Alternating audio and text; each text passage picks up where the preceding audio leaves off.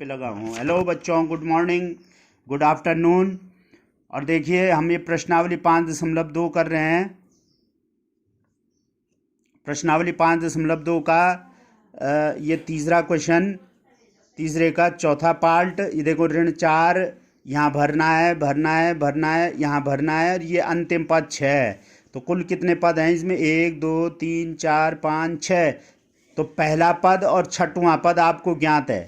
तो पहला पद माने a इजिकल टू -4 और छठवां पद a plus n minus 1 into D.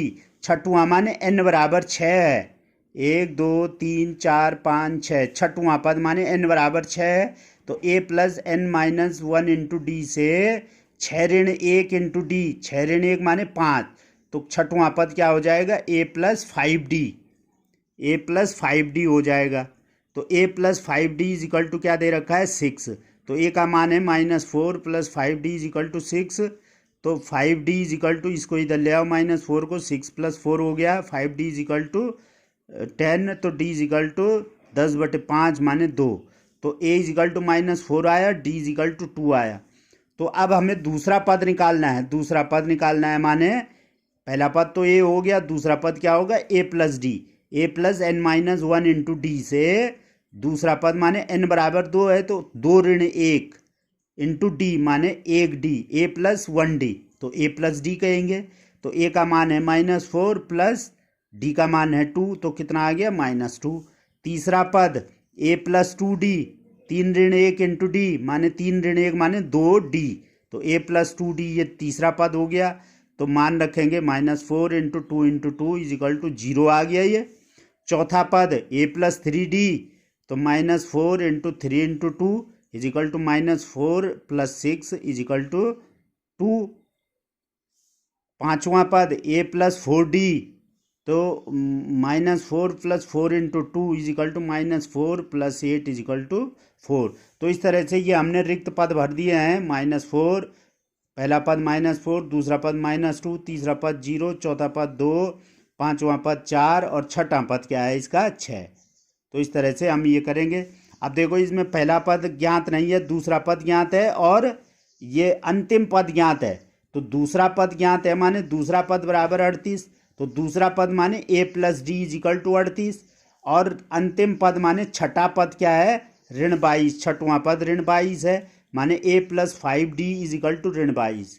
तो इन दोनों समीकरणों को हल करेंगे तो घटाने पर घटने वाले के चिन्ह बदल जाएंगे। ये प्लस है तो माइनस, ये प्लस है तो माइनस, ये माइनस है तो प्लस।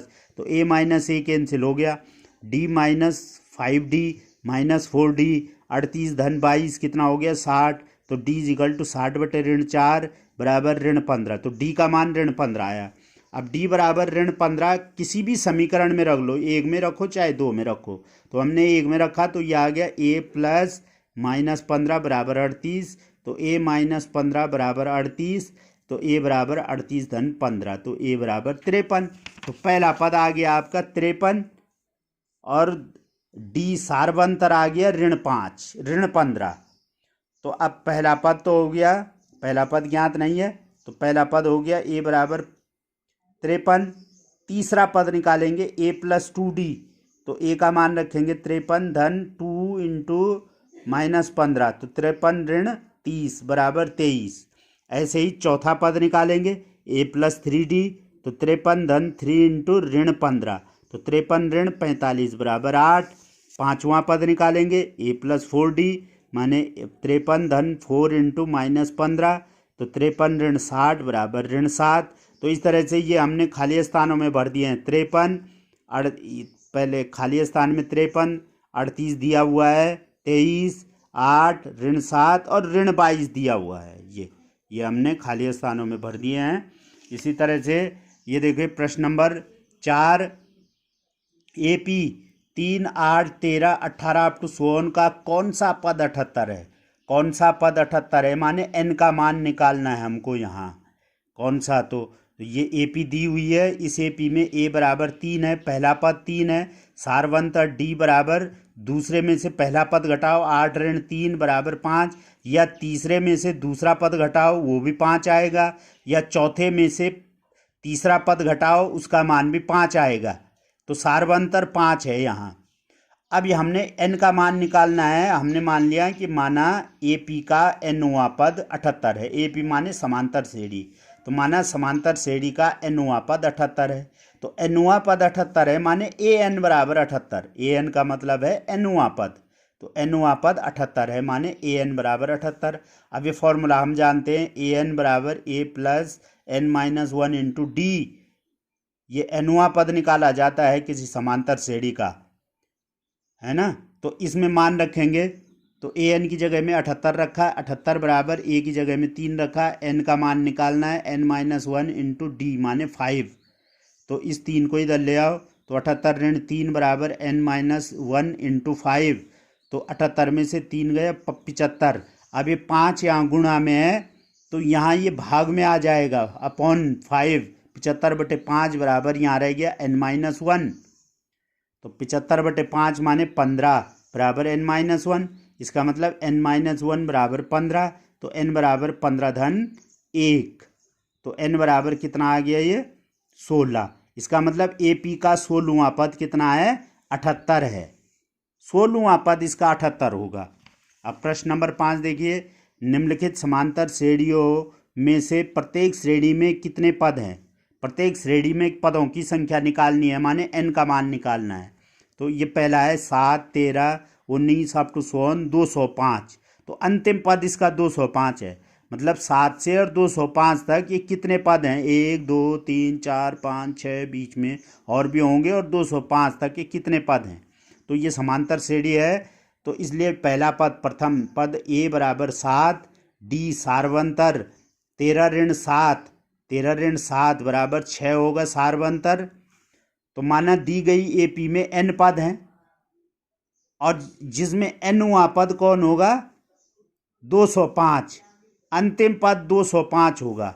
तो nवां पद 205 है माने an बराबर 205। तो an, ये फॉर्मूला हम जानते हैं, an बराबर a plus n minus 1 into D. तो an का मान 205 है, 205 बराबर 7 प्लस n का मान निकालना है n माइनस 1 इंटू 6। तो इस धन 7 को इधर ले आओ, तो 205 ऋण 7 बराबर n माइनस 1 इंटू 6। तो 198 हो गया। 198 बराबर n माइनस 1 इंटू 6। ये 6 गुणा में है, तो यहाँ एक ये भाग में आ जाएगा। 198/6 बराबर n माइनस 1। तो 6 का भाग 198 में देंगे तो 33 हो जाएगा। 33 बराबर n माइनस 1। तो n माइनस 1 बराबर 33। तो n बराबर 33 धन 1 माने n बराबर 34। इसका मतलब दी गई AP में कितने पद हैं 34 पद हैं, और 34वां पद कौन होगा 205। जो अंतिम पद है वो 34वां पद होगा। इस तरह से ये क्वेश्चन सॉल्व करने हैं। इसी का सेकंड पार्ट है, इसको आप स्वयं करेंगे। 18, 15 सही 1/2, 13 अप टू 100, और अंतिम पद है -47। इसमें पदों की संख्या कितनी होगी, n का मान निकालना है। 18 से और यहाँ तक पदों की संख्या कितनी होगी, इसको स्वयं करें। यहाँ पर ये 15 दूना 30, अरे 31/2 हो जाएगा है। 31 डी का मान जब निकालेंगे आप, तो 31/2 ऋण 18 कर देंगे, या 13 ऋण 31/2 कर देंगे, वो बराबर आएगा डी का मान। और पहला पद ए तो ज्ञात है। तो जैसे ही इसका पहला पार्ट किया वैसे ही आप इसका सेकंड पार्ट भी करेंगे। प्रश्न नंबर 6, क्या AP 11, 8, 5, 2 का एक पद ऋण 150 है, क्यों। अगर ऋण 150 इसका पद है तो क्यों, और नहीं है तो क्यों। तो AP दे रखी हमको 11, 8, 5, 2 अप टू 100। a बराबर 11, पहला पद 11 है। d सार्वंतर 8 ऋण 11 बराबर ऋण 3 है। माना nवां पद ऋण 150 है। इसका मतलब an बराबर ऋण 150। अब फॉर्मूला हम जानते हैं, an equal to a plus n minus 1 into D से an की जगह में ऋण 150 रखेंगे, a की जगह में 11 धन n का मान निकालना है n माइनस 1 इंटू डी का मान ऋण 3। तो 11 को इधर ले जाएंगे, ऋण 150 ऋण 11 बराबर n माइनस 1 इंटू -3। तो ये हो गया ऋण 161। ऋण 150 ऋण 11 ऋण 161, और ऋण 3 यहाँ गुणा में है तो यहाँ भाग में आ जाएगा। अपॉन -3 कर दिया हमने, इजिकल टू n माइनस 1। अब ये माइनस माइनस का प्लस हो गया, ऊपर भी माइनस है नीचे भी माइनस है, माइनस माइनस कैंसिल हो गए, या माइनस माइनस में माइनस का भाग देंगे तो प्लस हो जाएगा। तो 161/3 बराबर n-1, या n-1 बराबर 161/3। तो n बराबर ये ऋण 1 इधर आ जाएगा, 161/3 धन 1। तो n बराबर 3 एकम 3, 161 धन 3 एकम 3 सारे का बट्टा 3।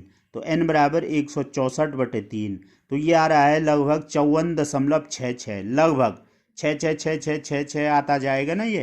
तो ये 54.66 लिख दिया हमने। अब n का मान पूर्ण संख्या होना चाहिए, पूरा आना चाहिए, या तो 54 आए या तो 55 आए।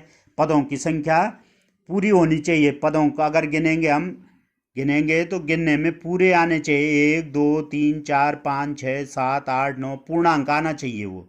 तो पूर्ण संख्या होना चाहिए, जबकि ये 54.66 पूर्ण संख्या नहीं है। इसका मतलब ऋण 150 दी गई AP का कोई पद नहीं है, कोई पद नहीं है, क्योंकि n का मान पूर्ण संख्या नहीं है, इसलिए ऋण 150 दी गई AP का कोई पद नहीं है। प्रश्न संख्या 7 देखिए, इस तरह के सवाल भी आपसे पूछे जाते हैं, आपको अभ्यास करना है। उस AP का 31वां पद ज्ञात कीजिए जिसका 11वां पद 38 है और 16वां पद 73 है। तो 11वां पद बराबर 38, 11वां n बराबर 11 है। तो a plus n-1 into D से हम जानते हैं n का मान 11 है। तो a प्लस 11 ऋण 1 इंटू डी बराबर 38। तो डायरेक्ट लिख सकते थे हम 11वें पद को, यहाँ पर डायरेक्ट भी लिख सकते थे, a plus 10d is equal to 38 से समीकरण नंबर 1 हो गया। और 16वां पद बराबर 73 है, 16वां माने n बराबर 16। तो a प्लस 16 ऋण 1 इंटू डी बराबर 73। तो इसको भी हम डायरेक्ट लिख सकते थे, 16वां पद माने a प्लस 15d बराबर 73। ये समीकरण 2 हो गया। समीकरण 1 है a प्लस 10d बराबर 38, और समीकरण 2 है a प्लस 15d बराबर 73। अब इन दोनों समीकरणों को हल करेंगे। घटाने पर लिख दिया हमने, घटाने पर घटने वाले के चिन्ह बदल जाते हैं।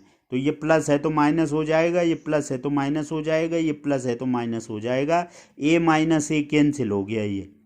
तो 10d ऋण 15d ऋण 5d, और 38 ऋण 73 ऋण 35। तो ऋण 5d बराबर ऋण 35। तो देखिए d बराबर कितना आ जाएगा, ऋण 35 बटे ऋण 5। तो ऋण ऋण का धन हो गया, 7 आ गया, 5 सता 35। तो d बराबर 7 किसी भी समीकरण में रख लो, यहाँ हमने समीकरण 1 में रखा। तो समीकरण 1 में रखने पर d का मान है a धन 10 गुणा 7 बराबर 38। तो a धन 70 बराबर 38। तो a बराबर 38 ऋण 70। तो a बराबर ऋण 32, माने पहला पद क्या आ गया, ऋण 32। तो AP का 31वां पद माने A31 बराबर a प्लस n बराबर 31 है यहाँ पे। तो a प्लस n-1 माने 31 ऋण 1 इंटू डी, माने 31वां पद क्या हो जाएगा, a plus 30d, a plus 30d।